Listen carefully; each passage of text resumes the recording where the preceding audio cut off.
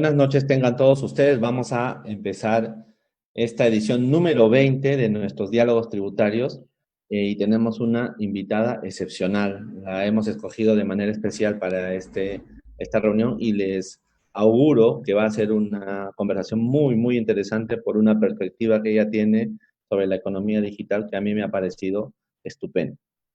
Antes de eso, quiero recordar el sentido de este programa. Nosotros empezamos cuando se inició la restricción por ocasión o con ocasión de la pandemia por COVID-19 y pensábamos que este era un interesante espacio para poder conversar con las personas, especialmente con los dedicados al derecho tributario, pero no necesariamente solo con ellos, los viernes por la tarde y los viernes por la noche. Y así lo hemos hecho durante todo este tiempo. La evaluación que hemos tenido en el equipo académico es que ha sido todo un éxito, que la verdad es que hemos tenido estupendos amigos invitados que han abordado una serie de temas de la tributación internacional y han aclarado muchísimas dudas, nos han planteado perspectivas, han aireado un poco el mensaje de lo que debemos ver en la tributación internacional en general y hemos recibido enormes inputs de parte de varios de ustedes, conversando, comentando, planteándonos ideas, etcétera. Ha sido todo una experiencia dialogal y de conversación muy interesante, de lo cual estamos muy felices porque ese fue el objetivo inicial. Hoy día es el Día del Contador en el Perú y por lo tanto, visto que uno de los participantes es el Colegio de Contadores Públicos de la Libertad, decidimos introducir este programa en el marco de las celebraciones que ellos tienen. Y por eso hoy vamos a transmitir a las 5:30 como es y terminaremos a las 7 en punto. Al final de la reunión voy a darle unos minutos de palabra a Raúl Vázquez en nombre de GIDIT, del Grupo de Investigación de la Universidad Católica, y al decano del Colegio de Contadores Públicos de la Libertad para que hagan una reflexión final sobre este número 20, los 20 primeros y qué podría venir hacia adelante. Muy bien, dicho esto, entonces vamos a empezar con la reunión de hoy.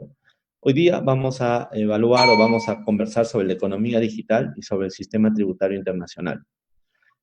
Vamos a darle una perspectiva distinta. Hemos hablado de este tema en distintas ocasiones, básicamente en dos momentos, eh, pero ahora queremos darle un tono muy especial porque nuestra invitada es una persona muy especial. Está con nosotros hoy día Ana Paula Dorado.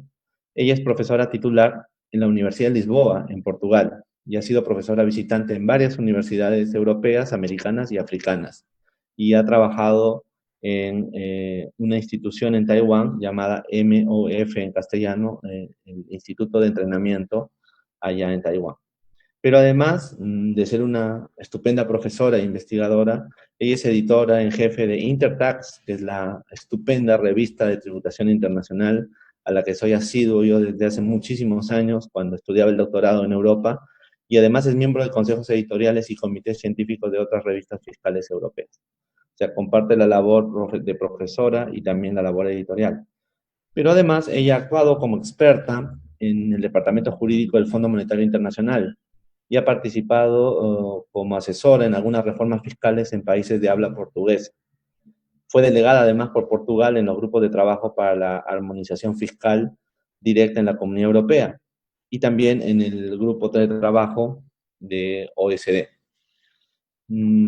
Ana Paula es además, esto yo lo sabía ya de hace un tiempo, Ana Paula, miembro fundadora del Grupo de Investigación en Fiscalidad Europea Internacional, el famoso GREAT, y eres vicepresidenta del Instituto de Derecho Fiscal, Tributario y Económico. Ha sido miembro además de la Junta Ejecutiva de la Asociación Europea de Profesores de Derecho Tributario, que es una asociación que agrupa a los profesores en Europa y que tiene unos congresos anuales muy interesantes. Yo he podido asistir a dos de ellos en otras oportunidades y me ha parecido de mucho valor y de mucho rigor científico. Y actualmente es miembro del comité académico de la asociación. Y bueno, finalmente, Ana Paula, has publicado enorme cantidad de publicaciones sobre derecho fiscal internacional. A mí me gusta mucho leer tus editoriales en Intertax, algunas de las cuales me ayudan mucho a entender un poco la perspectiva europea de ciertas cosas que nosotros no conocemos aquí. Muy bien, Ana Paula, bienvenida y me gustaría saber cuáles, algunas palabras iniciales si quisieras dárnosla, por favor. Muchas gracias, Luis, por la presentación tan simpática y muchas gracias por la invitación. Es un placer estar aquí en estas circunstancias en que al menos podemos seguir discutiendo algunos de nuestros asuntos. Y bien, los agradezco a todos y podemos empezar. Muchas gracias, Ana Paula. Te he propuesto realizar una conversación en torno a tres grandes tópicos, si te parece bien. Uno primero, para hablar de la economía digital, que nos cuentes un poco tu perspectiva de qué está significando en el mundo. A mí me gustaría mucho que nos reflexionaras también tu opinión sobre lo que está pasando en tiempos de pandemia con la economía digital.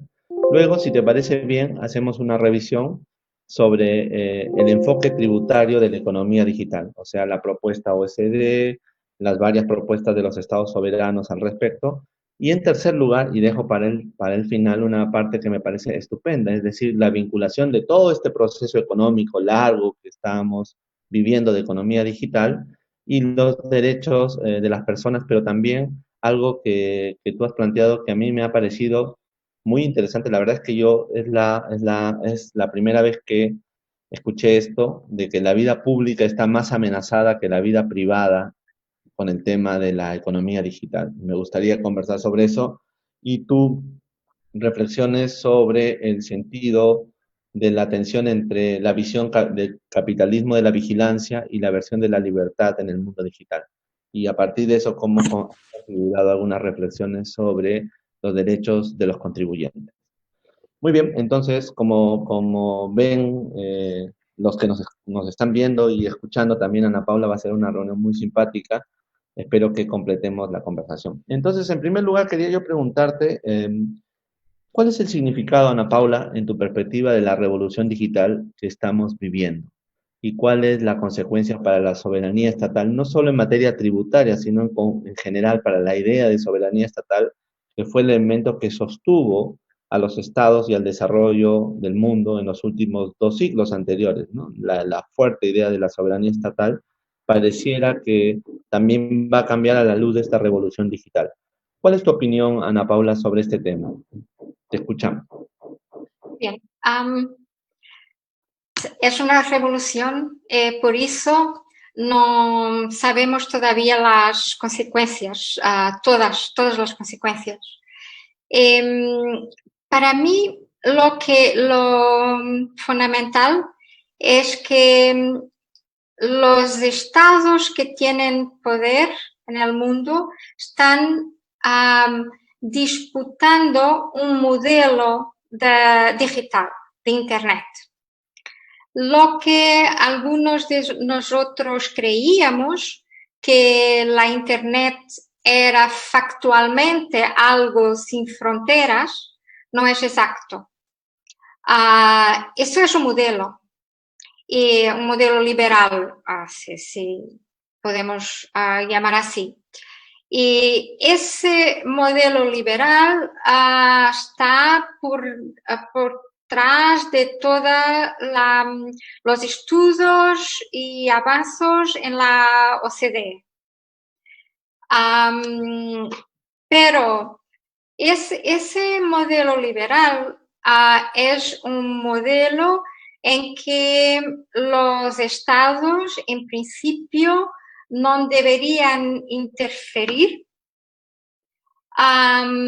porque tiene ventajas, como por ejemplo para el desarrollo de todo el mundo, pero se creía también para el desarrollo de los países más desfavorecidos, porque intuitivamente lo sabemos, la Internet posibilita el conocimiento.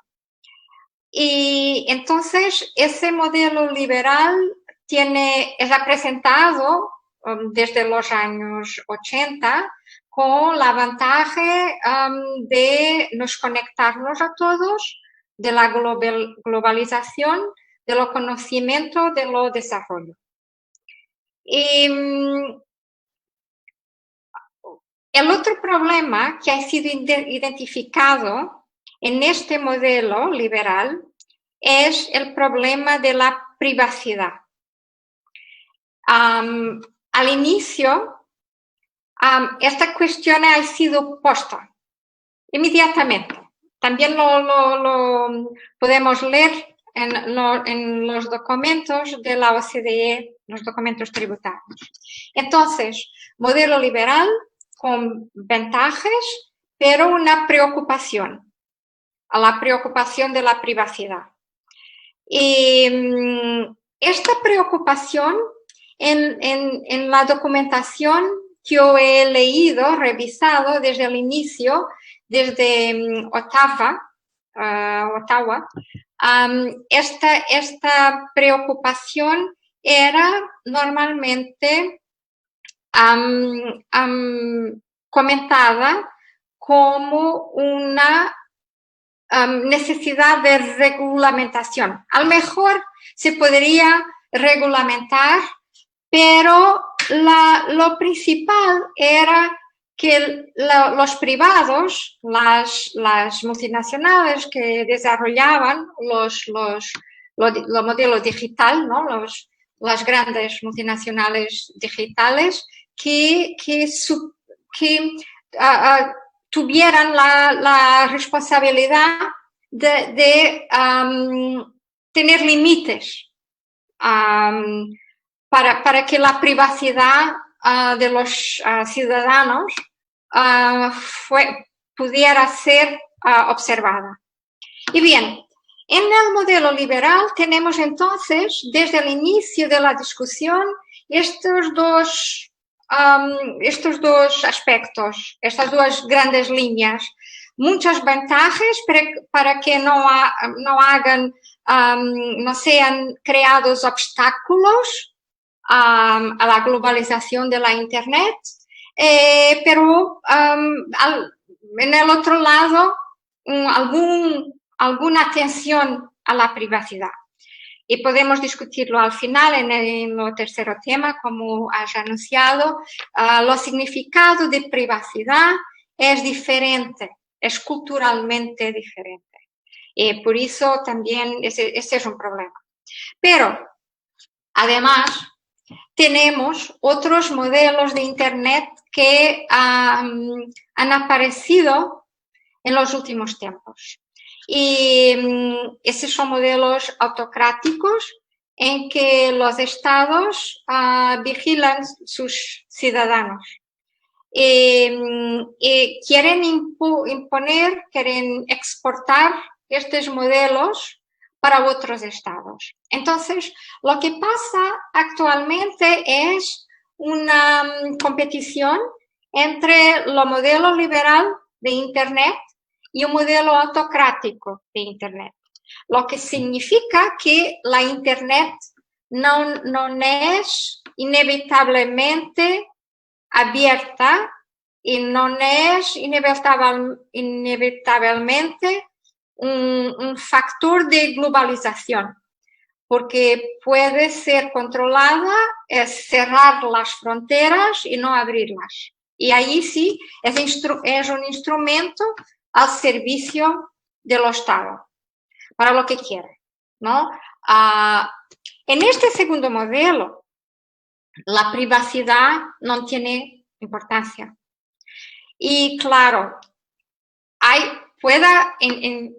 en una cuestión de competición, puede haber una ventaja para este modelo, porque si la privacidad no tiene importancia, entonces los datos que son capturados de los ciudadanos pueden ser afectados a la investigación que el Estado quiera, ¿no? Y por eso, pues, sin restricciones, sin protección, lo que significa que en términos político-económicos es una ventaja, puede ser una gran ventaja, ¿no? Y bien, esto significa que en el modelo liberal la soberanía, contando la tua segunda cuestión, la soberanía se pierde un poco en el sentido, esto está estudiado, ¿no? Ya bastante estudiado. La soberanía se pierde ¿por qué? Porque lo que pasa actualmente es que tenemos una red horizontal de conexiones que perdemos el vértice del poder. No, no lo vemos. Exacto. Se pierde el espacio público. ¿Por qué? Porque en las redes sociales nos conectamos por preferencias, no por gustos. Y lo que significa que nosotros nos cerramos en grupos y no discutimos con los otros. No hay este espacio público de discusión y por eso se dice que los recientes desarrollos en la política en Europa, Estados Unidos, América Latina, estos desarrollos están muy conectados con esta pérdida de espacio público y con la creación de espacios cerrados, grupales, que no comunican.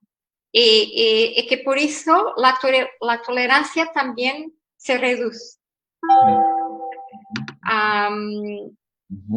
Sí, en ese sentido, público, no político, la soberanía, yo lo diría, lo que significa para la soberanía, significa una pérdida de vértice, de ese espacio público. Muy, muy interesante tu posición, la comparto plenamente, es decir, este enfoque de que en el espacio del Internet lo que falta es el espacio público porque la preferencia lleva a la discusión o conversación en torno a perspectivas y decisiones privadas, no a bienes comunes.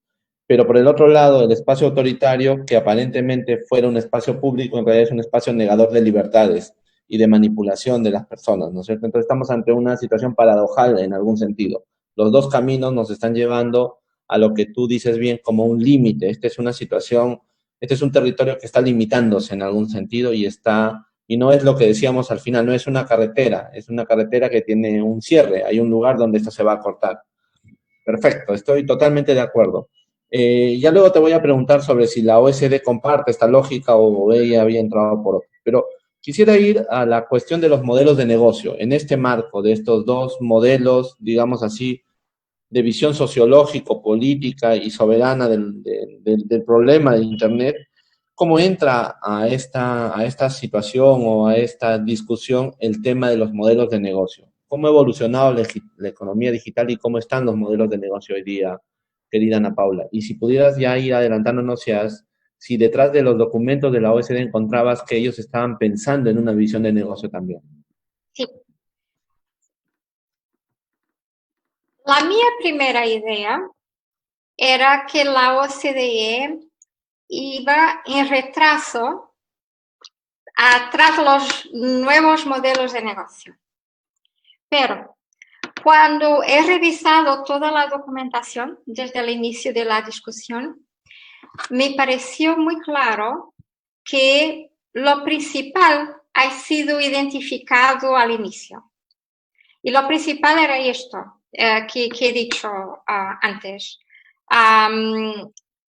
La ausencia de obstáculos, que era importante dejar expandir la Internet sin obstáculos, y para nosotros eso significa sin obstáculos tributarios, porque tendrían todas estas ventajas, ¿no? de desarrollo para todos.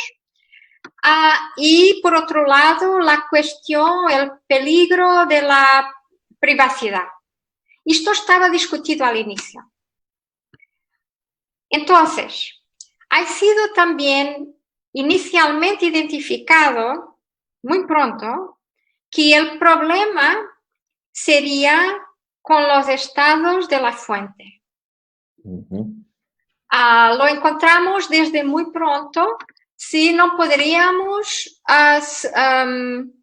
sustituir, reemplazar Reemplazar.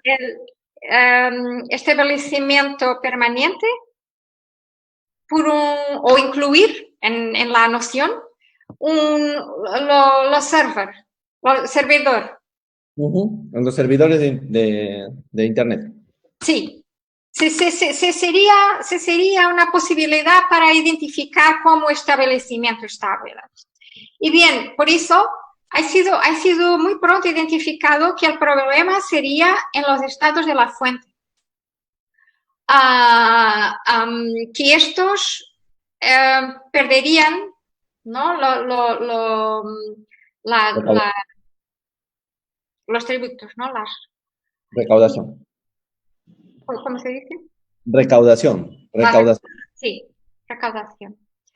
Y por eso, desde el inicio, se intentó adaptar el concepto del artículo 5, ¿no? Del modelo OCDE, del establecimiento. Pero no se consiguió. Y lo que yo pienso es que no hubo acuerdo por dos factores principales. Uno es esto, probablemente liderado por los Estados Unidos de América, que el modelo debería ser el modelo liberal sin obstáculos tributarios. Debería estar presente esta idea, siempre. El otro es que los países sin poder suficiente en la orden internacional, los medios países, vamos a ver, pequeños y medios países, no tenían la absoluta conciencia, la absoluta idea de este desarrollo. No era claro totalmente para ellos que perderían en la recaudación. Correcto. Y por eso la OCDE estuve siempre retrasada, ¿no? Retrasada bien. Y a mí no me parece retrasada porque yo creo que había subyacente que estaba este modelo liberal, ¿no? Cuanto menos obstáculos en la fuente, mejor. Ahora, ¿qué pasó? Lo que sabemos es que en BEPS 1, la acción 1, tiene esta perspectiva, lo que dice es, bien, lo que pasa es que hay un planeamiento agresivo, y toda la economía es digital, y por eso lo que tenemos es que encontrar las medidas para evitar o combatir este planeamiento agresivo y la ilusión tributaria y tal. Y no hubo un reconocimiento de la especificidad del digital. Y como sabemos, cuando se ha cerrado el BEPS 1, se ha reabierto prontísimo la discusión del digital. Lo que me parece, teniendo en cuenta los modelos de negocios. Los modelos de negocios nosotros no los podemos identificar paso a paso, porque es una revolución, como tú has empezado, ¿no? A decir. Pero ya lo sabemos que necesitamos de una nueva orden tributaria internacional. Porque si es claro que es la fuente que pierde, entonces necesitamos de un nuevo equilibrio.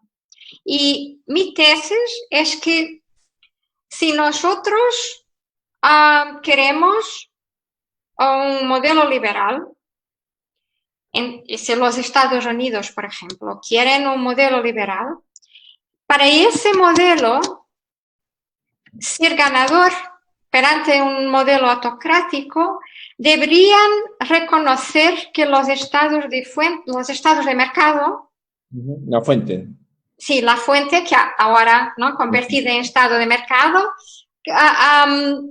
tienen derecho a recetas, a tributos.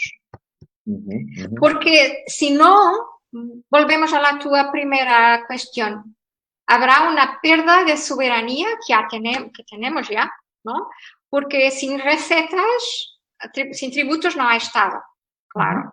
Y por eso, si queremos un modelo liberal de Internet abierta, como estamos ahora hablando nosotros, ¿no?, en que esto es posible libremente, ¿no? Entonces, para eso necesitamos de una nueva orden en que tenemos que reconocer que los estados de mercado tienen derecho a recetas, A tributos. a Sí, tributo. está bien. Sí.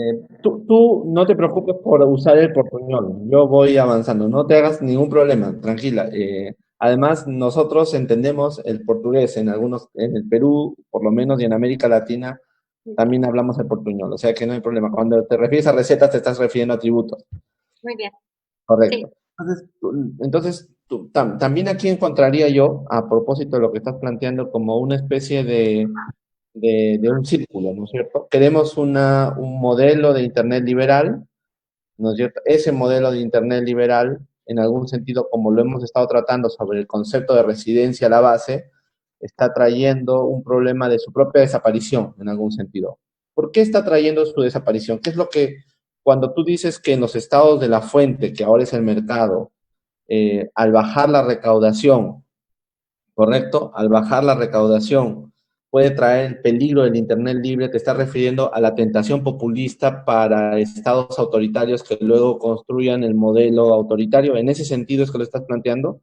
Es decir, caen los impuestos, disminuye las capacidades de un Estado democrático y liberal de poder satisfacer las necesidades de su población, surge la tentación autoritaria, entran los gobiernos autoritarios y estos construyen un modelo de red sobre la base de la manipulación. En ese sentido es que lo estás planteando, ¿no? Exactamente, sí, sí, sí. ¿No? Sí, Y claro, sin tributos no hay servicios públicos. En Europa eso es muy claro, ¿no? Porque aunque haga estados más sociales do que otros, más ricos do que otros, con más redistribución, mismo así, teníamos, por ejemplo, en el sur de Europa, ¿no?, en Portugal, donde soy y vivo, tenemos servicios públicos, salud pública, educación pública, y claro que si los contribuyentes con mayor capacidad contributiva no pagan tributos, claro que es un problema, ¿no? Y por eso los ciudadanos reaccionan. correcto. La deriva autoritaria entonces vendría por la falta de capacidad de los bienes públicos que a su vez vienen de la baja de la recaudación por este modelo de Internet. Una pregunta, Ana Paula, ¿tú qué crees que ha cambiado o qué crees de todo lo que nos estás planteando se ha potenciado a la luz de la pandemia? ¿Qué de lo que has señalado se ha acelerado y qué se ha retrasado en esta perspectiva? Sí, muy bien. En esta cuestión del modelo digital y revolución digital, me parece que es, y la respuesta tributaria mundial, me parece que es solamente una pausa, ¿no? Que, aunque, bien, podemos discutir eso. ¿Qué pasó? ¿Qué pasó? ¿Qué observamos? Hubo una coordinación, ¿no?, de la OCDE con propuestas, recomendaciones, pero las respuestas fueron nacionales. Lo que significa que los estados más ricos, con más tributos, con más recaudación, pueden dar una respuesta mejor, ¿no?, por la salud, desarrollo de investigación, desarrollo de vacunas, etc., ¿no? y los más pobres, menos desarrollados, África, por ejemplo, ¿no? Puede ser una tragedia. Por eso, coordinación en términos de medidas recomendadas, pero las medidas son unilaterales tomadas con base en los presupuestos nacionales. Y en Europa hay esta discusión, al final ha habido en la Unión Europea, ha habido un acuerdo con alguna redistribución, pero no está cierto todavía. Hay un acuerdo de principio, pero es muy difícil llegar a este acuerdo, por eso yo no estoy segura que al final habrá tanta redistribución. Pero la Unión Europea es un caso particular. Cuanto a la nueva orden internacional tributaria, esta pausa puede retrasar un poco porque los estados con más poder están más unilaterales, ¿no? Algunos.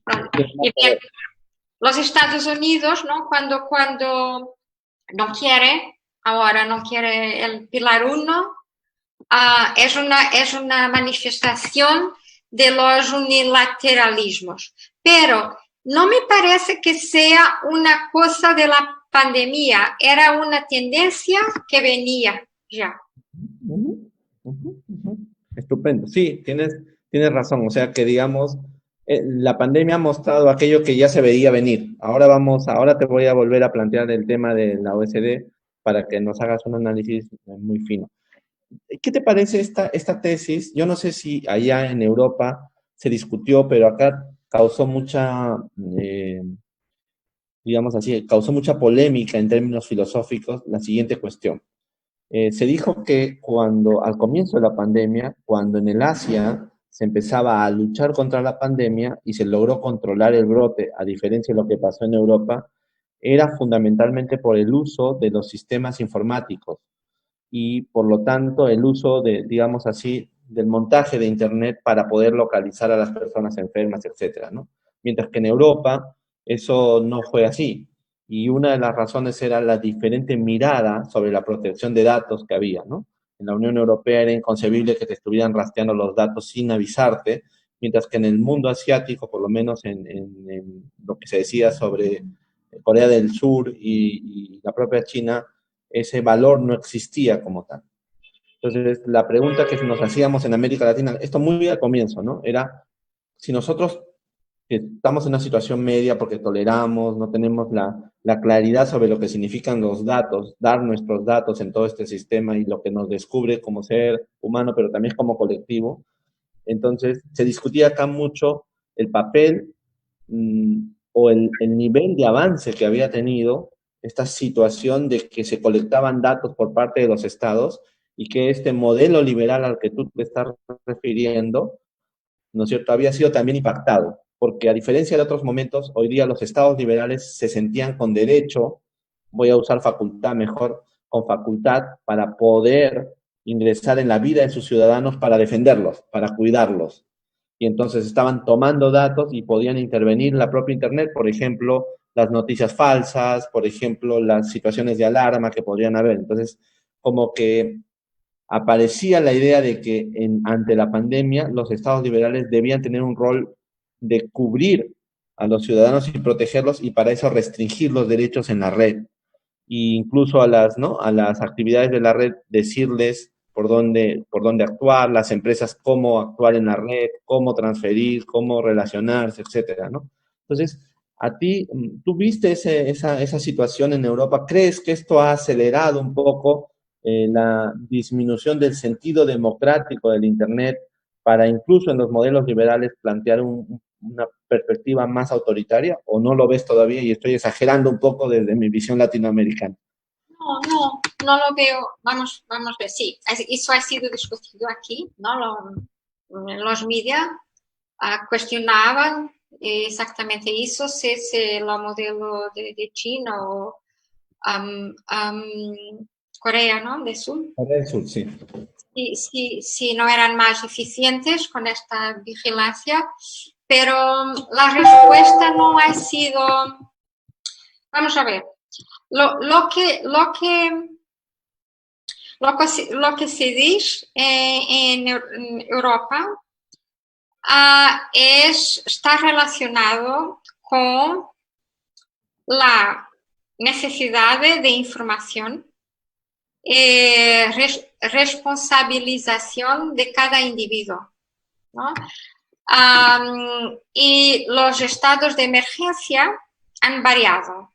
Portugal, por ejemplo, fue muy eficaz en la primera ola, porque el estado de emergencia fue declarado muy pronto y entonces, según lo que sabemos del virus, ¿no? Lo distanciamiento social es lo más importante, porque el virus no corre solo, ¿no? Por eso. Y entonces, con base en la información abierta, democrática, la responsabilización sin necesidad de vigilancia de Internet, se ha podido, cuanto posible, ¿no? Acalmar, tornar más lento el contagio. Claro, lo que me parece en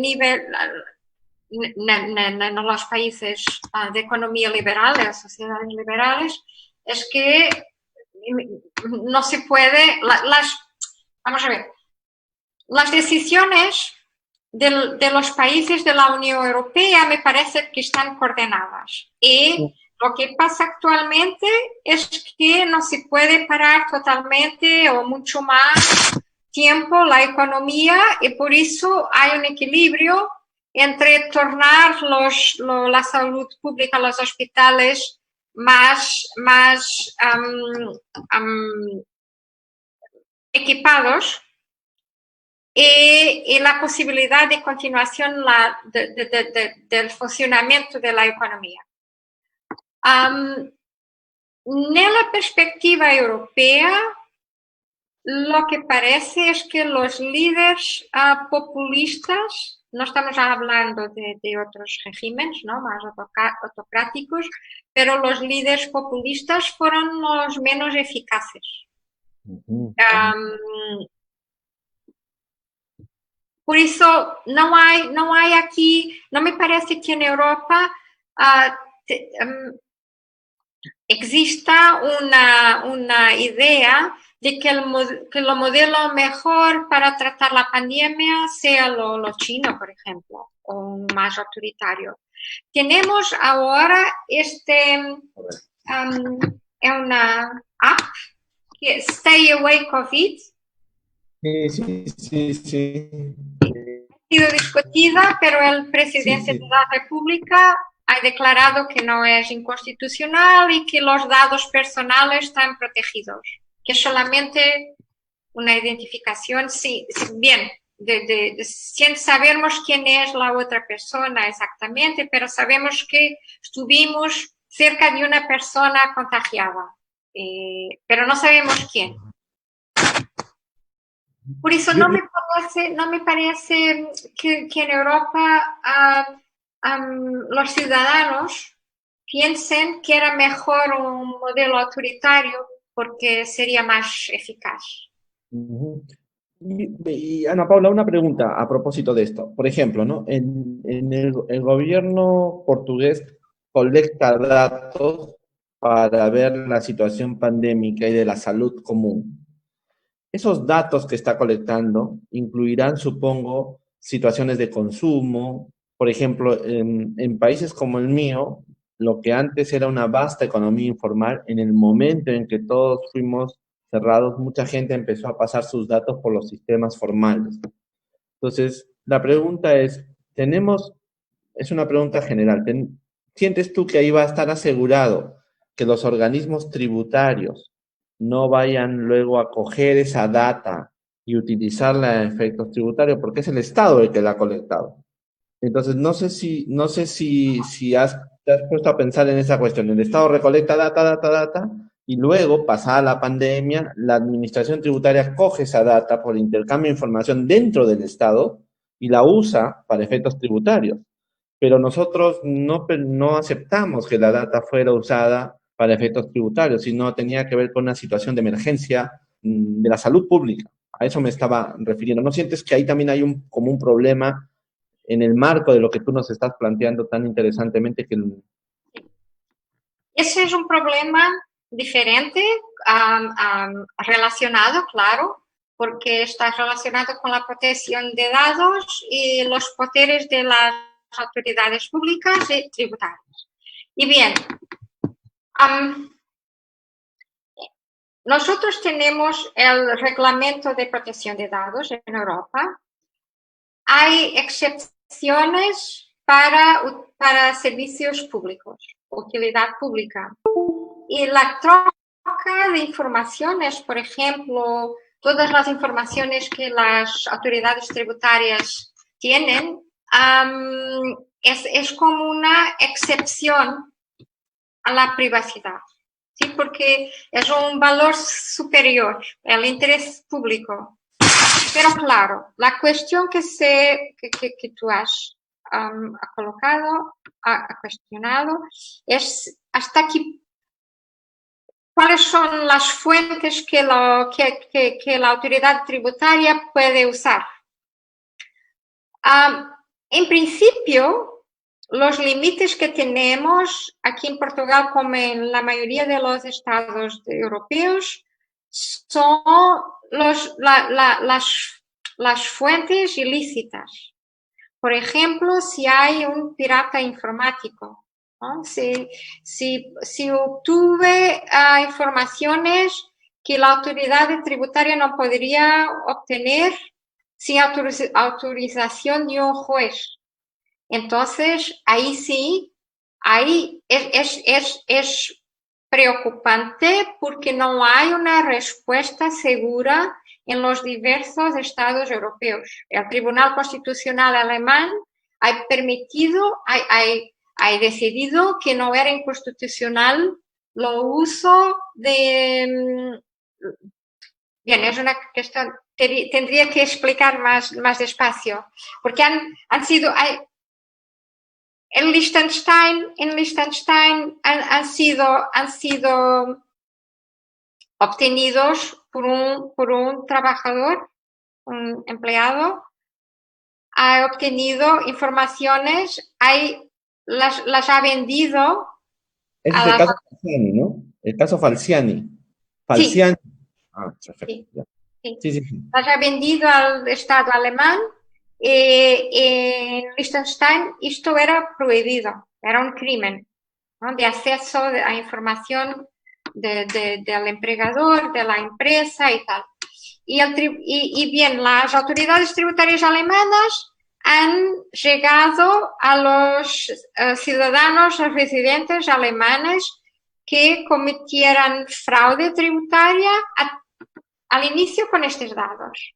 Y el Tribunal Constitucional la respuesta ha sido que ha contestado que no era inconstitucional porque el principio de capacidad contributiva prevalecía y toda la investigación de las autoridades tributarias alemanas ha sido hecha autónomamente e independiente de la información inicial. Claro que es muy controverso. Y este peligro tenemos actualmente todos los países, ¿no? Como tú decías, en Perú el sector informal ahora hay transmitido datos por la internet. ¿Hasta qué punto la autoridad tributaria los podrá usar? Si hay una frontera o no. Y no hay una respuesta internacional, desafortunadamente, no es claro lo que se puede hacer. Dependerá mucho de los países. Perfecto. Buenísima primera parte terminada. Gracias. Nos has dado un panorama estupendo para entrar a la segunda. Ya hemos hablado un poco de la segunda, sobre la propuesta de la OECD, ¿no? Los datos históricos son En el octubre del 2005 empiezan con la acción BEPS 1, el abordar los desafíos fiscales de la economía digital. Luego empiezan un trabajo. En marzo del 2018 se entrega el informe provisional. En enero del 2019 entregan la nota de política, recuerdas tú, tan discutida en aquel momento. Febrero, marzo del 2019 la consulta pública. Mayo de 2019 el programa de trabajo. O sea, andando así como no saber por dónde, ¿no? Noviembre del 2019, ¿no? Ya la consulta pública sobre el enfoque unificado del Pilar 1. Ya estamos en el Pilar 1 y 2. En diciembre del 2019, en la propuesta del Pilar 2. En enero del 2020, el conflicto con Estados Unidos para decir, yo no me meto en el Pilar 1. Y luego la carta de marzo o abril, abril o mayo, creo, que manda el secretario del Tesoro de los Estados Unidos a los europeos diciéndoles, nosotros no vamos a participar de ahí, y luego las declaraciones del secretario general diciendo, nosotros sí continuamos. Hasta el documento de estos días que se ha filtrado ya, el documento del preparatorio de la OSD. A mí me parece que hay como tres momentos para unir. El primer momento, como tú dices, el diagnóstico inicial de BEPS, donde en el diagnóstico, pues uno lo lee y como tú dices, al final esto había un documento muy general. Luego el momento de BEPS 2 y el momento de parar el BEPS 2 desde los Estados Unidos, ¿no? Los Estados Unidos decían esa carta, no sé si la llegaste a leer, conversamos con un profesor de Georgetown hace unas semanas y yo le reclamaba, ¿no? La dureza de la carta y él me dijo, mira, no es de una carta dura, en nuestra perspectiva, en la perspectiva de los Estados Unidos, lo que está haciendo la OSD está, y lo dice la carta, ¿no? Está definiendo una regla de nexo que los contribuyentes, no, los ciudadanos norteamericanos no creemos. Para nosotros, la idea y además que era la idea tradicional de que el nexo para grabar era siempre una relación objetiva con el territorio mínimo. Entonces, la reacción pareciera ser de los Estados Unidos una reacción de principio. Están cambiándonos la regla del juego del derecho internacional, así que nosotros no nos metemos. Pero como son los norteamericanos también, dicen, bueno, esperemos, sin embargo, a ver qué pasa con el cambio de gobierno, quién gana las elecciones, ¿no? Entonces, me gustaría preguntarte, en este marco que te estoy relatando, que si nos pudieras dar tu opinión sobre el primer momento, qué falló o qué no estuvo bien en el primer momento. Ya nos lo has adelantado algo, ¿no? Luego tu posición sobre BEPS 2 y la idea del nexo. Y finalmente, la crisis actual en relación al Pilar 1. ¿Por qué es importante esto? Porque tú has partido de una idea que a mí me parece interesante. La OSD no miró el largo plazo. Y las respuestas que por lo menos yo siento que están dándose ahorita son respuestas muy en concreto para el momento actual. Pero si estamos ante una transformación, una revolución, con todas las implicaciones políticas que tú estás planteando, pareciera que el enfoque se ha quedado corto, ¿no? Entonces, me gustaría que nos ayudaras con una reflexión tuya sobre estos tres momentos de la OSD. Muy bien. El primer momento, el BEPS 1, ¿sí? Lo que falló. Para mí, lo principal ha sido la falta de reconocimiento de los intereses de algunas de las partes. Lo explico. Si comparamos la Sociedad de las Naciones, ¿no? La Liga de las Naciones, hace 100 años, era mucho más fácil llegar a un consenso porque teníamos pocos países en el mundo con poder decisorio, ¿no? Era una época colonial, 5 o 6 países decidían todo, o menos. Ahora, tenemos una OCDE con un cuadro inclusivo. Tenemos desde 2010, ¿no? Con el primer movimiento de troca de informaciones. Este primer movimiento ha generado una política de multilateralismo, ¿no? Este era el mote, ¿no? Lo objetivo. En transparencia y después en BEPS. Si hablamos de multilateralismo, estamos hablando de muchas naciones, muchos estados. Correcto. Al menos del G20, ¿no? G20. G20. Muy bien. Y bien, ¿cómo lo que pasa, y es una cuestión anterior a la tributación, ¿no? Más de filosófica, de filosofía de derecho, teoría, ¿cómo llegamos a decisiones internacionales? Y el principio que me parece correcto, que es desarrollado por profesores de Harvard, es en Alemania, por Frankfurt, es el principio del reconocimiento del otro. Correcto. Es Honneth y otros que han trabajado en esto. Entonces, vamos al concreto, dejar la filosofía. Pero es muy importante lo que acabas de decir. Yo creo que un modelo tributario sobre la idea internacional sobre reconocer al otro como un prójimo al final, porque de eso se trata la ética de reconocimiento, te lleva a entender la tributación más allá de la propia decisión, ¿correcto? Exacto. El apunte me parece muy preciso y gracias. Perfecto. Gracias, bien que he sido clara. Bien, vamos a un ejemplo importante. India. India ha sido llamada en el cuadro inclusivo, en las negociaciones, o antes, ¿no? En el G20, las negociaciones de BEPS, y al final no ha sido escuchada. ¿Y qué ha hecho? Ha creado un impuesto sobre servicios digitales unilateralmente, una reacción. Podemos interpretar como yo estoy intentando ponerlo, ¿no? Con este encuadramiento. Debería haber reconocimiento de todos los intereses, no ha habido, y entonces es legítimo que un Estado avance unilateralmente.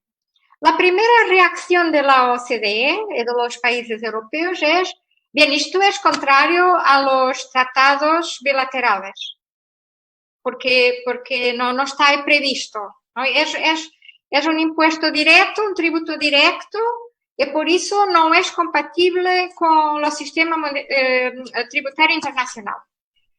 Primera reacción, pero después la que tú ves que otro más otro, Estados europeos y la Comisión Europea propone o adoptan, ¿no? Tributos con el mismo objetivo. Por eso, para mí, el problema inicial ha sido esta falta de reconocimiento del interés del otro. Y por eso avanzamos, ¿no? Para todo lo que explicaste.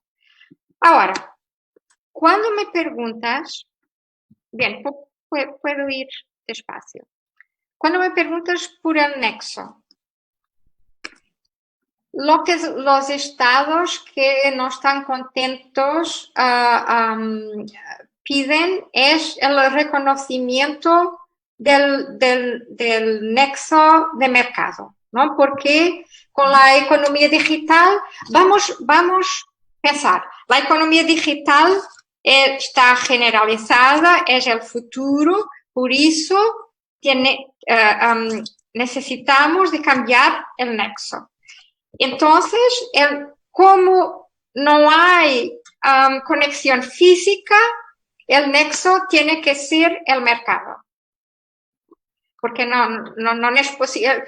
Los servidores, como he recordado, no interesa porque aunque podemos identificar el servidor, pero cuando vamos a alocar los rendimientos, el lucro, no hay, porque no hay funciones relevantes del servidor. Por eso en el cuadro actual de precios de transferencia, el servidor no nos resuelve el problema.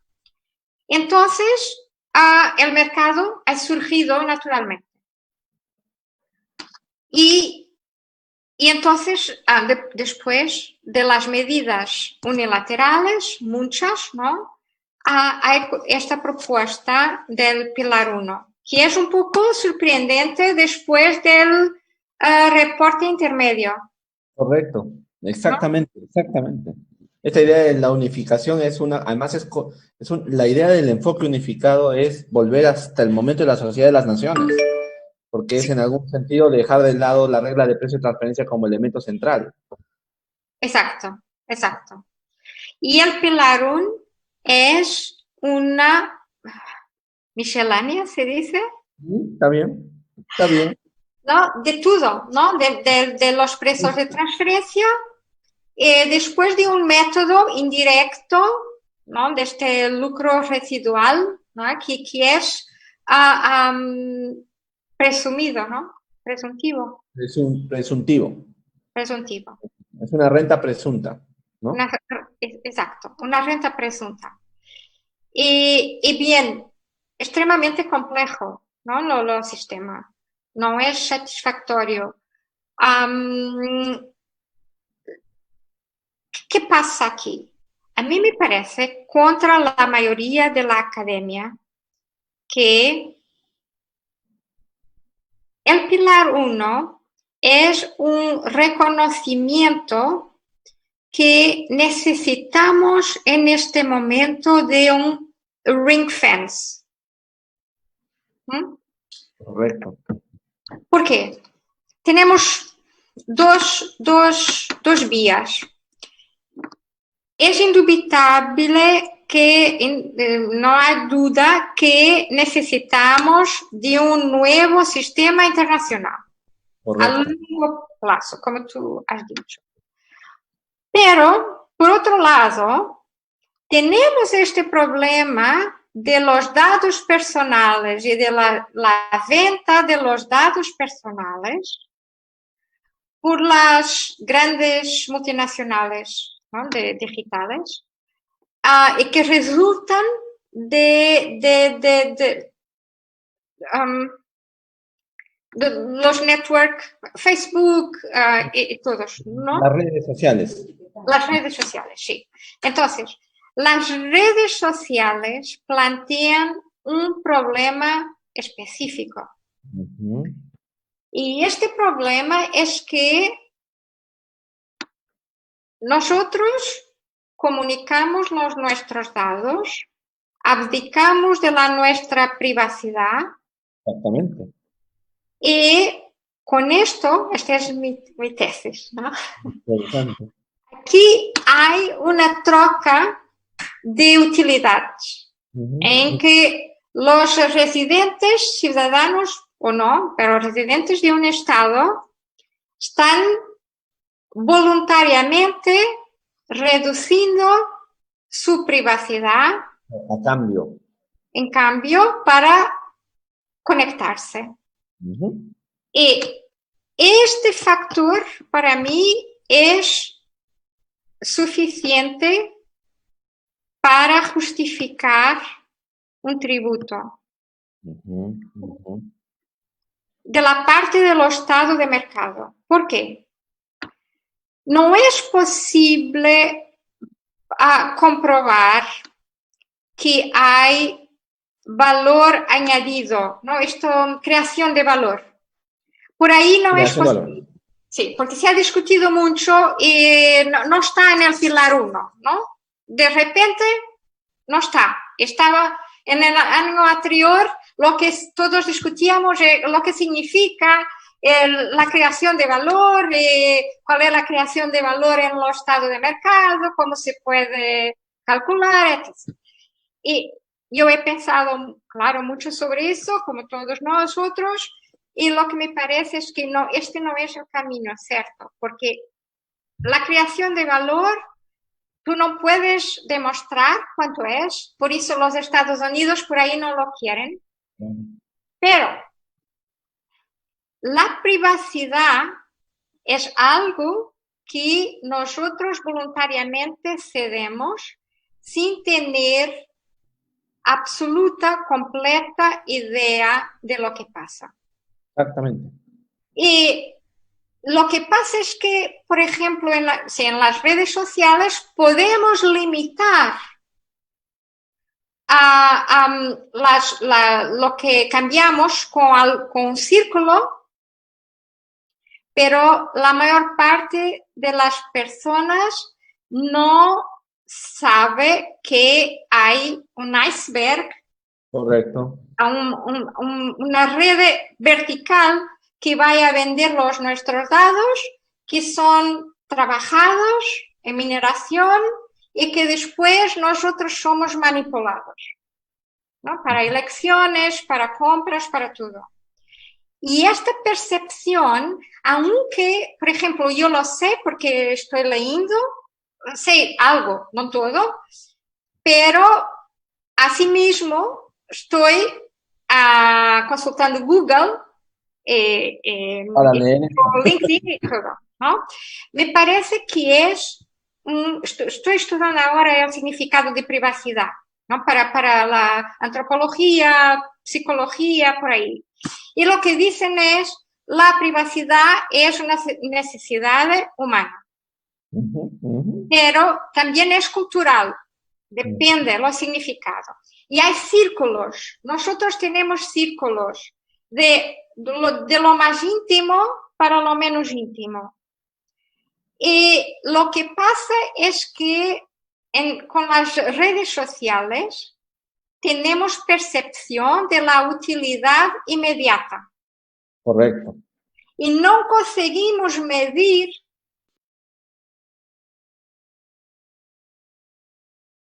Ana Paula, hemos tenido una pequeña interrupción. Creo que no quisiera yo creer, la verdad es que haya sido una interrupción por alguna cosa que estamos diciendo aquí, justo en el momento más importante, que es cuando tú estabas contándonos una reflexión muy,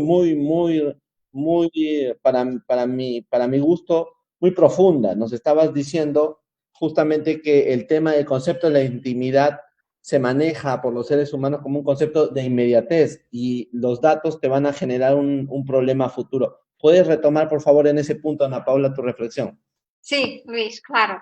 Sí, lo que me parece, ¿no? De lo que he leído es que cuando utilizamos las redes sociales, pensamos en las utilidades inmediatas de esta conexión, ¿no? De las utilidades que tenemos, el intercambio con los otros, y olvidamos o no valorizamos lo que pueda suceder en el futuro en términos de manipulación.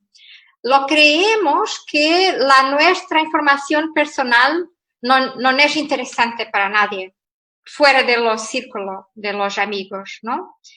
Y por eso ingenuamente olvidamos que para allá de los círculos horizontales de los amigos, estas empresas multinacionales están vendiendo nuestros datos y que hay toda una inteligencia artificial en desarrollo cada vez más que nos va a manipular.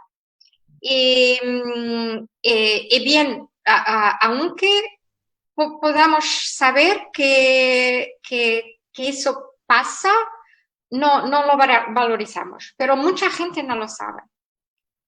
Hay algunos investigadores que dicen no hay problema. ¿Por qué? Porque lo que la mineración hace es trabajar con números, con dígitos, y no con mi nombre y mi identificación personal.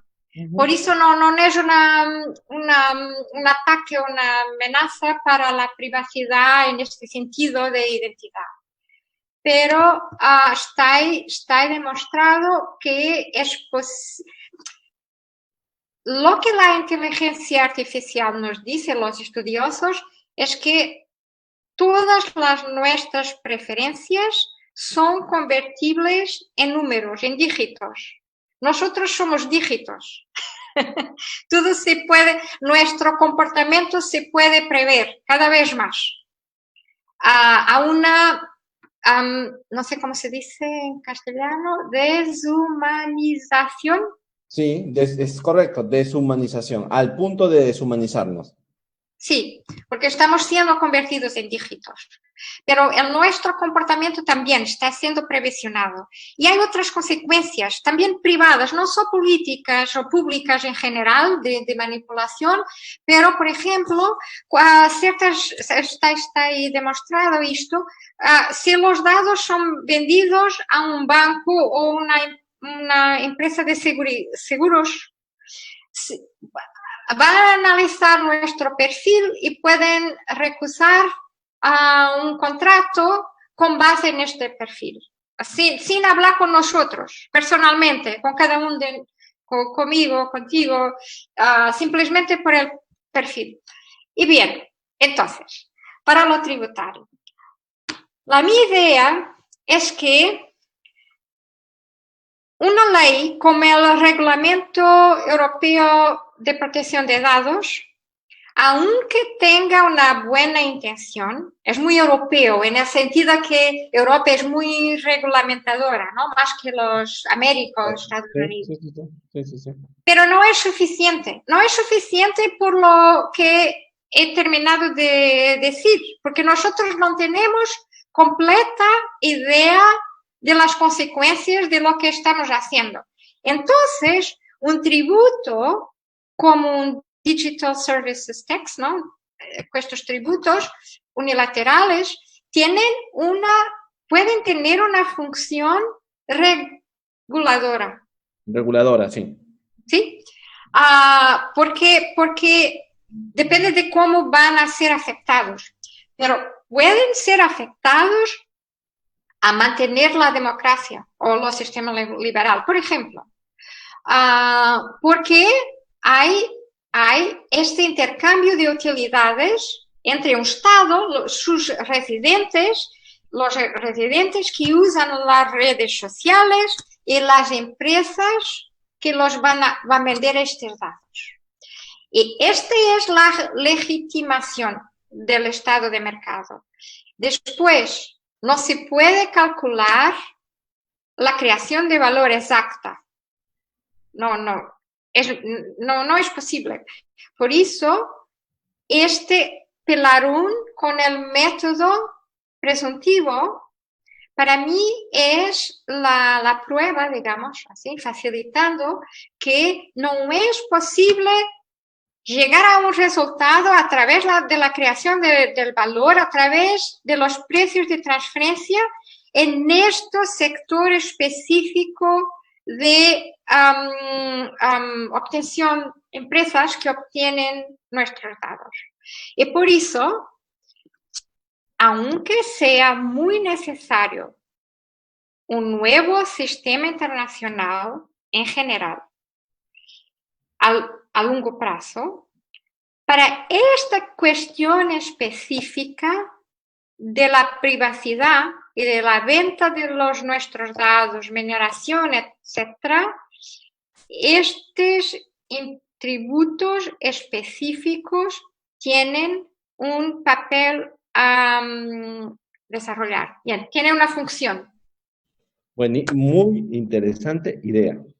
La verdad, Ana Paula, yo no sé cómo sentirme tan feliz de tu reflexión, porque lo que tú nos estás planteando has hecho una vinculación interesantísima entre el bien público, el derecho tributario y los datos de las personas. Queda un tema pendiente que yo te voy a pedir volver a tocarlo ya al final casi de la reunión, que es esta relación entre el derecho a la intimidad y los datos, que estoy viendo que no es lo mismo, que en tu perspectiva hay una diferencia bien interesante que creo que te va a llevar a algo más público, ¿no es cierto? Pero antes de llegar a eso, yo te propondría que nos cuentes un poquito sobre las propuestas soberanas. Yo he puesto la palabra soberana para insistir en que como no hubo multilateralismo, no hubo principio de reconocimiento de los demás, no hubo una idea colectiva, entonces cada cual se disparó por su cuenta, ¿no? Hagamos un repaso para los que nos están viendo básicamente sobre cuáles son esas soberanas, ¿no? Como una imagen global de las iniciativas unilaterales desarrolladas, podríamos decir algún tipo de cuestiones, ¿no? Hay un grupo de medidas que los gravámenes no han sido totalmente eficientes desde el punto de vista fiscal. Por ejemplo, estoy pensando en el concepto tradicional de establecimiento permanente actualizado por la recomendación final de BEPS sobre la acción 7, que luego se reflejó, como bien sabes, en el modelo del 2017, no ha resultado útil en términos de eficiencia para capturar los ingresos derivados de la economía digital. Tú ya has contado aquí muy interesantemente por qué para ti tampoco ha sido útil este concepto, ¿no es cierto? Y luego está el tema del DPT del Reino Unido y de Australia, que en la práctica ha servido más como una amenaza para forzar ajustes de precio de transferencia en el impuesto a la renta que como una herramienta de ingresos en sí misma, ¿no? El Liberty Profit Tax. Y el tercer caso es el Equalization Tax del 2016, al que tú hiciste referencia en la India, cuya materia imponible se limitó originalmente a los servicios de publicidad transfronteriza, si te acuerdas. Entonces, ese sería el primer grupo de medidas unilaterales. Hay un segundo grupo de experiencias unilaterales que incluye la presencia de la importancia económica o el establecimiento permanente digital en el estado de mercado, que es un poco por donde creo que tú estás yendo, ¿no? Está regulado en Malasia, según entiendo, en Turquía, en Israel y en la República Eslovaca, si mi memoria no ha fallado. Y luego está el impuesto al servicio digital, al que acabas de hablar, lo de Italia y Francia, siguiendo la iniciativa de la Comisión Europea. Y las aprobaciones pendientes de España, Reino Unido, Polonia, Australia, Portugal, creo que también tiene, y la República Checa. En el tercer grupo son las medidas en América Latina. ¿Cómo funcionan acá? Algunos países latinoamericanos han recurrido a la aplicación de la regla de fuente, o sea, han extendido el concepto de fuente para incluir el uso del mercado como fuente, ¿correcto? Que le confieren jurisdicción sobre el impuesto a la renta al país donde se encuentra el destinatario, el cliente o el cliente del servicio. Ese es el concepto. Cliente, destinatario o cliente del servicio. Independientemente del lugar donde el servicio o el proveedor desempeñe sus actividades, donde esté el servidor de Internet, donde esté el ordenador. Es decir, incluso en el caso en que el único nexo del proveedor extranjero con la jurisdicción fiscal sea precisamente la residencia del destinatario del servicio. O sea, el nexo es la residencia del destinatario del servicio o cliente, ¿no? ¿Qué ha pasado? ¿Dónde están estos? Ha estado en el Perú. En el Perú está mucho antes de BEPS. La legislación peruana es previa a BEPS. Y ha estado en Uruguay, es una legislación posterior a BEPS, y empieza a asomarse en otros países, México, etcétera, ¿no? En Argentina discutieron esa propuesta y al final no la realizaron, ¿no? Entonces, el impuesto se aplica sobre retención en fuente. Ese de repente es su limitación, porque esto es más difícil de realizar con consumidores finales, personas naturales, ¿no es cierto? Pero si fuera un sujeto, persona jurídica o una entidad empresarial, la retención es mucho más fácil. Entonces se retiene en fuente, con lo cual la responsabilidad acaba en el sujeto domiciliario. Como a veces la fuente falla, lo que se piensa es que sea un tercero que colabore con el Estado en la retención. Los bancos, ¿no? Las empresas financieras que retengan en el camino de ese impuesto. O sea, formalmente sería un impuesto sobre la ganancia, el ingreso o la ganancia. Pero materialmente puede ser que eso se traslade económicamente al consumidor por la vía del aumento del precio de los servicios, ¿no es cierto? Pero aquí es donde está el problema, digamos, para las economías latinoamericanas, porque en un momento de pandemia aumentar el precio de un servicio internacional es un problema, ¿no? Entonces, esos serían más o menos los esquemas de lo que hay. A mí me gustaría que nos contaras un poquito tu opinión sobre lo que está pasando en Europa en estas medidas unilaterales. ¿Qué está fallando? ¿Cómo va a acabar esto? Si finalmente los vinos portugueses y españoles no van a llegar a Estados Unidos por un bloqueo en algún momento, no lo sé. Pero cuéntanos un poco tu posición sobre eso, por favor, Ana Sí, Paula. sí. Es una posición integrada, ¿no? Con lo que he dicho antes. La idea, me parece, en Europa es que Europa se ha tornado un territorio o varios territorios de fuente en esta economía digital. Y por eso está perdiendo recaudación, ¿no? Eh, eh, por eso estos tributos, las dos propuestas de la Comisión Europea, como han sido bloqueadas. Como sabréis, ¿no? Tenemos la regla de la unanimidad para aprobar las directivas de la Unión Europea y han sido bloqueadas. Entonces, los estados unilateralmente han introducido la medida que estaba en la propuesta. ¿Cuál es la idea, la motivación? La motivación es recaudatoria, fundamentalmente. Hay una idea muy clara que estamos perdiendo la recaudación de tributos y que los necesitamos, ¿no? Porque esto en el cuadro más general es la idea que la globalización y la economía digital en general ha provocado que los intangibles, ¿cómo lo dices? ¿Sí? Se desplazan para los territorios de baja tributación, ¿no? Por eso también lo Pilar 2, que aparece después. Ajustar. En conexión, sí, para una tributación mínima. Entonces, mi idea es que estas medidas unilaterales son manifestación de una necesidad de recaudación, que los estados han entendido que aunque no puedan influenciar las decisiones internacionales en la OCDE, los pequeños, ¿no? Como Portugal, no lo sé, España, diferente, pero Portugal, un país pequeño, ¿no? Que entonces las medidas unilaterales son una solución. Aunque, Luis, Portugal no tiene este tributo. No, ni lo ha pensado tampoco. No exactamente. La posición del gobierno portugués, representando en Bruselas, es que queremos la directiva, pero no queremos avanzar solos.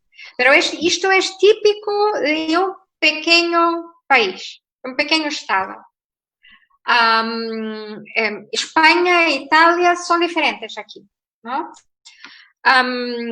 Por eso, es así que yo lo veo, como estados de consumo de lo digital que solamente tienen Spotify como una grande empresa digital y por eso sienten que era justo que los millones de renta de las multinacionales digitales sean tributadas en Europa. Correcto. No lo piensan como yo te he dicho. Esto es algo que estoy desarrollando en mi investigación. No lo justifican como una relación con la protección de datos. Pero no me parece que lo han pensado así. Aunque a lo mejor está relacionado, pero no. Es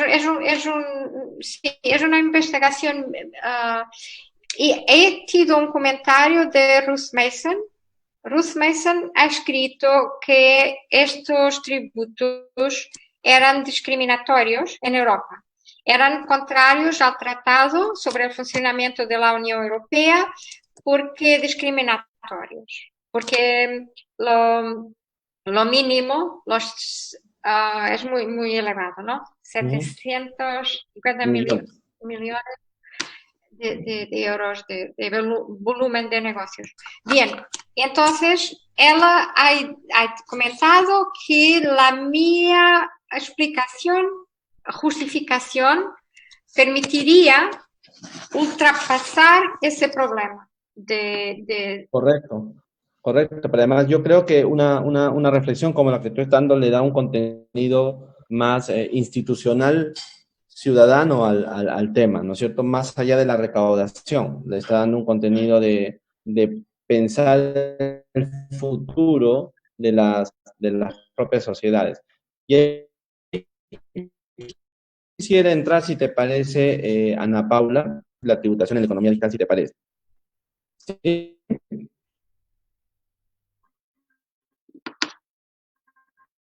Ana Paula, No te estoy escuchando bien, Luis. Ana Paula, ¿me escuchas? ¿Sí? Ahora Ana sí. Paula, Y sí, ¿ahora me sí, escuchas mejor? Ya, sí, muy perfecto. bien. Te decía que tu argumento es muy profundamente democrático en el fondo y le da otro contenido al discurso que estamos teniendo sobre la economía digital, Ujú, cierto. ¿correcto? Entonces me gustaría entrar al tercer tema, porque Bien. aunque tú no lo creas, hemos ya llegado a la hora y media casi de reunión. Lo veo. Y Sí, entonces, muy acá contenta. tenemos una canción. Acá tenemos una canción que dice todo tiene su final lamentablemente. Entonces ya tenemos que ir entrando al tercer tema. Y yo no quiero abusar de tu amabilidad con nosotros. Muy bien, me gustaría que nos resumieras rápidamente esta cuestión de los derechos de privacidad como expresión de la libertad y dignidad del individuo, ¿no es cierto? Y su fundamento en los derechos fundamentales de la persona y el paso a los datos y a la protección de datos, en tu perspectiva. Y esta idea que a mí, como te digo, me ha gustado mucho de la vida pública está más amenazada que la vida privada por la economía digital, ¿no? Bien, bien. Am, lo que he estudiado hasta ahora es que, aunque, como he dicho, la privacidad sea una necesidad humana, su valoración, su significado, su medida es diferente culturalmente. Y entonces tenemos en la Declaración Universal de los Derechos Humanos una protección de la privacidad. Tenemos también en la Declaración Europea y en el Tratado Europeo. El derecho a la privacidad actualmente en Europa ha sido um, um, autonomizado, es un derecho en sí, fundamental. Todavía en los Estados Unidos de América, por ejemplo, no es claro la protección de los derechos, de lo derecho a la privacidad. Hay algunas leyes que lo protegen, pero no es algo coherente, no hay un enfoque. Por eso podemos decir que la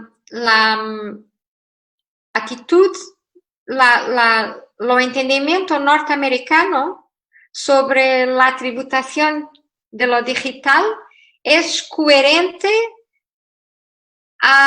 con esta idea que no debe haber obstáculos, que la circulación de información es lo más importante. Y esto está muy expreso por Mark Zuckerberg, ¿no? Lo expresó que lo más importante era la transparencia y la circulación de información. El problema de este entendimiento es lo que yo he intentado transmitir al inicio. Es que actualmente, con el desarrollo de la inteligencia artificial, nosotros no podemos controlar lo que va a pasar. Y este es un desarrollo del digital, que está relacionado con la tua primera pregunta, ¿no? De la revolución digital, lo que podemos prever o no. Y lo que sabemos actualmente es que este es lo más rentable de los sectores, la venta de los datos personales, su mineración, la extracción de información. Este es el sector más rentable. Pero, ¿qué hacer entonces? Estoy pensando, ¿no? Lo que podemos decir es que la privacidad tiene, debemos reconocer un núcleo que todos los seres humanos tienen esta necesidad. Y por eso debemos protegerlo para proteger la sociedad liberal, digamos así, o el Estado de Derecho, lo que queramos llamar, ¿no? Por esto, un núcleo mínimo tendrá que ser reconocido también por los Estados Unidos, de protección de la privacidad. Ahora, lo que yo pienso, y he escrito esto en mi paper que está en preparación, es que los Estados Unidos deberían reconocer esto porque están interesados en el modelo liberal, y si no lo reconocen, entonces el modelo liberal va a fracasar.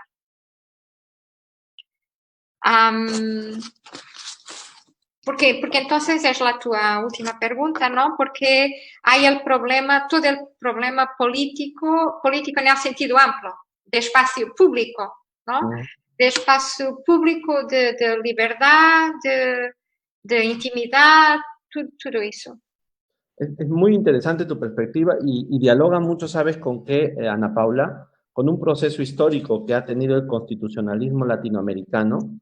En Latinoamérica y a impulsas de México y de Brasil, nosotros desarrollamos una figura que es el habeas data. No sé si has escuchado hablar de esa figura. El habeas data es una figura por la cual uno puede ir al juez pidiendo protección de datos. Cuando hay un dato mal puesto en alguna red pública o alguien está utilizando un dato. Entonces, el habeas data brasileño se ha extendido en varios países de América. Y en el Perú, por ejemplo, nosotros tenemos un concepto que me parece bien interesante y que calza un poco con lo que tú dices, ¿no? Tenemos un derecho a la autodeterminación informativa. Es decir, tenemos el derecho a que la información sobre nosotros sea controlada por nosotros mismos, ¿no? Y se separa un poco del derecho de la información o el derecho a la intimidad. Es un derecho a que yo pueda controlar los datos que un organismo o una entidad pública primero y luego se ha extendido al privado pueda tener de mí. Por ejemplo, si en alguna red, en algún sistema, hay un dato proporcionado que yo no quiero y que daña mi intimidad o mi proyecto de vida, lo retiramos. Entonces, este concepto tiene el problema, Ana Paula, la paradoja de la siguiente, que nosotros tenemos este nivel de protección a nivel constitucional, digamos, con un recurso directo a los jueces, como los amparos mexicanos. Y sin embargo, el cuidado de nuestros datos en la Internet es muy superficial. No hace muchos años recién que hubo protección de datos a nivel de nuestros organismos reguladores del mercado. Entonces, hay esta paradoja. Hemos desarrollado mucho a nivel constitucional la protección del dato y, sin embargo, a nivel de su uso cotidiano por los ciudadanos, esto no se ve por lo que tú has dicho. Las personas están viendo el momento, la dimensión del momento y del dato en el momento, no de la historia de lo que el dato puede producir. Entonces, de repente puede ser útil a tu reflexión esta situación de ambivalencia que ocurre en América Latina con este concepto del habeas data. Ahora, fíjate que tú has puesto un punto que a mí me parece fundamental. Cuando tú dices que el dato recolectado y luego minerado crea una tendencia donde ya no aparezco yo como sujeto, como Luis Durán y sus necesidades, pero sí estoy en un tipo de personas y estoy en una tendencia de personas. Entonces, a ti veo que te parece claramente que aquí lo que hay ya es un problema de bien público, o sea, digamos así, de valor, voy a usar en términos constitucionales, de valor del conjunto de la sociedad, de que los datos que obtienen terceros pueden significar un problema incluso institucional, eliminación del bien público, del espacio público, como tú decías, pero además una violencia contra el propio Estado democrático, porque podría dar origen a un sistema de control de datos por parte de los estados que el ciudadano no lo ve porque ese solamente ve un puntito del asunto, ¿no? Como tú lo habías puesto, no ve el vértice de la cuestión, ¿no? Entonces, en tu perspectiva, querida Ana Paula, en este proceso, estamos ya entonces más, no solamente hablando de un derecho ciudadano, sino estamos hablando de un valor constitutivo de la naturaleza de nuestras sociedades. Creo que a ese punto quieres llegar, ¿no es cierto? Cuéntanos un poquito si es por ahí por donde estás yendo.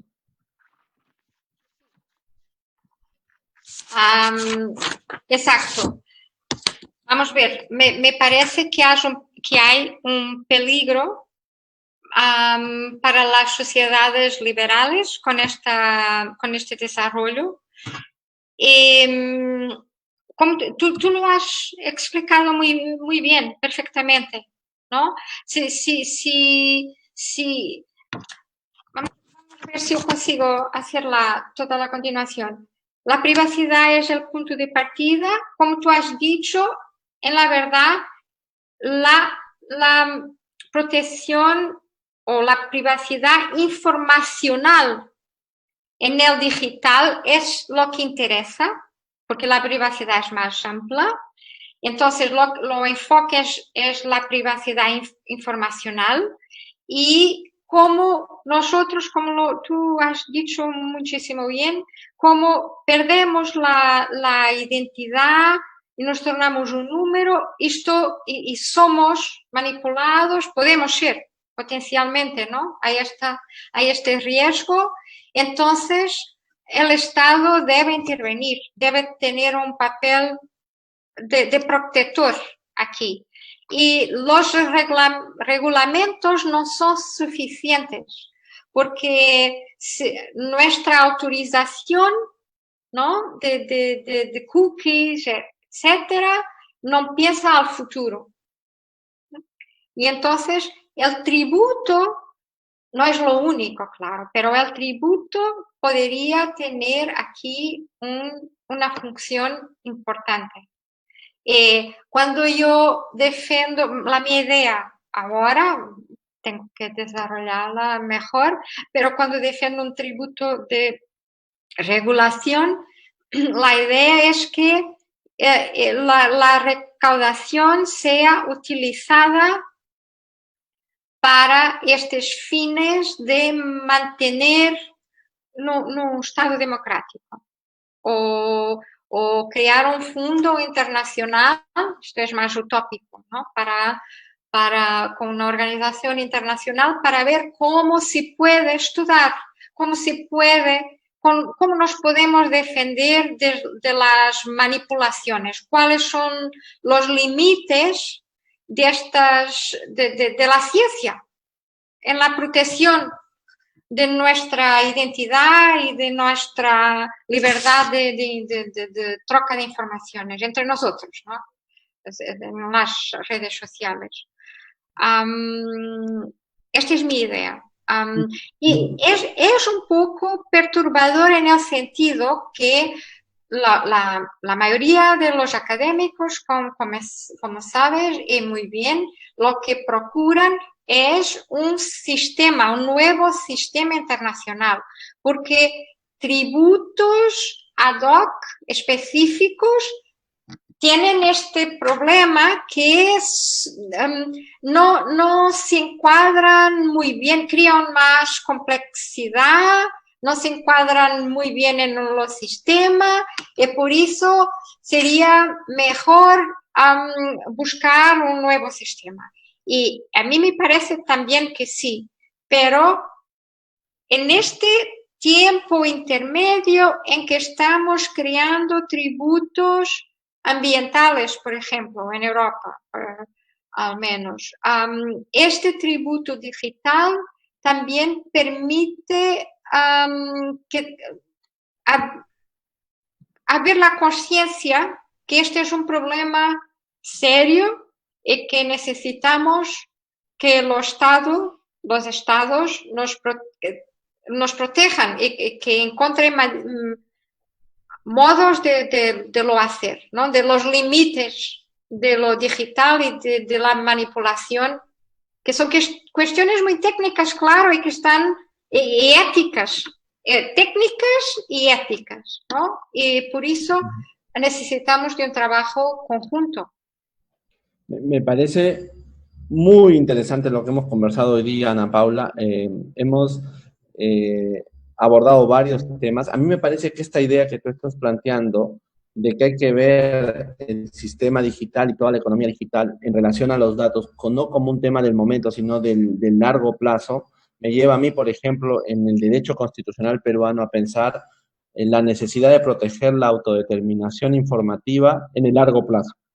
¿Cómo podríamos construir mecanismos para eso? Pero luego tú aportas el segundo elemento que a mí me parece fundamental. No es solamente un problema de derecho, es un problema de valor fundamental, o sea, de valor de contenido de la democracia.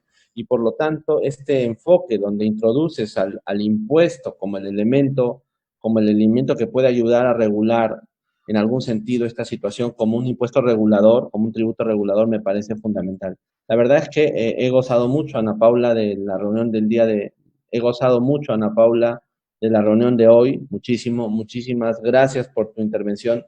Yo sé que estás haciendo un doble esfuerzo por la hora, la diferencia horaria, pero dos, por el uso del castellano tan bien que lo has hecho, pero entiendo la circunstancia. Muchísimas gracias, la verdad. Te pediría una reflexión última de cierre de nuestra conversación, por favor. Bien, sí, de una palabra de esperanza, que lo podamos hacer a través de lo multilateralismo, porque no es posible una reacción unilateral para llegar a una solución buena. Y por eso, a ver, ¿no?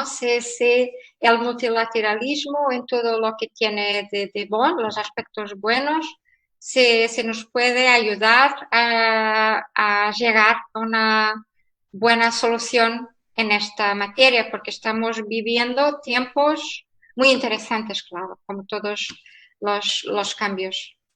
Y olvidando la pandemia, claro. Muchísimas gracias, un enorme abrazo desde aquí para ti por todo tu apoyo. Me ha parecido una reunión muy, muy interesante y motivadora. Solamente para los que nos están acompañando, vamos a cerrar la reunión ya. Y yo quiero mandar un enorme abrazo también a todos los contadores y contadoras del Perú que trabajan diariamente en los asuntos tributarios, pero también en los asuntos mercantiles y que apoyan enormemente al desarrollo de este país. Espero que sigan adelante, que tengamos esta esperanza también. Las esperanzas son el elemento fundamental del desarrollo humano en momentos difíciles. Hay que vivir una vida esperanzada y yo siempre lo he planteado, así es que enorme abrazo, a continuar la celebración y con todos nos vemos la siguiente semana en un nuevo momento de diálogo tributario. Muchas gracias, Ana Paula, hasta la próxima. Muchas Gracias gracias por a todos. todo. Muchísimas gracias. Adiós.